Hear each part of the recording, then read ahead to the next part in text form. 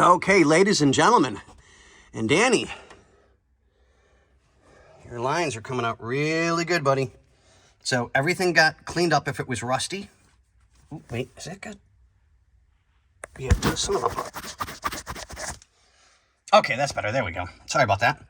So everything got cleaned up that was rusty and repainted. I cleaned up all the screws. All your new lines are in with fittings. Absolute nightmare. So I had to clean the threads on both upper and lower on this side. And so far, only the lower on this side. So as you can tell, we have residual oil still in the hydraulic unit. So it's coming in. And same thing over here, coming in. I had to take the motor out completely because as you can tell, if you look in there, that just barely fit. And I couldn't get the line in and get it tightened without taking the motor out. I didn't have a choice.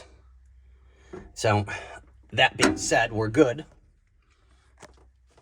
So your fittings are redone.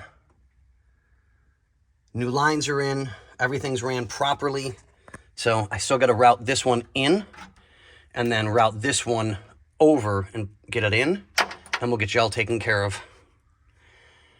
Oh, yeah, today's rough.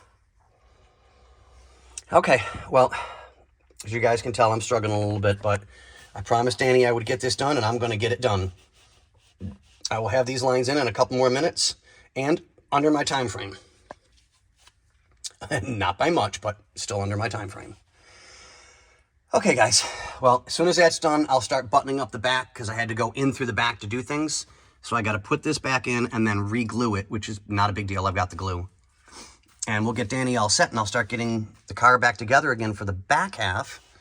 And then when Bobby gets in, we can do the pump, because I've got to screw all that back in over there, then glue all this and screw it back in, and then screw this back in. So not a big deal. But this is all that's left, guys. Last little bit. We're on the final stages. All right. We'll let you guys go. We'll see you on the next one.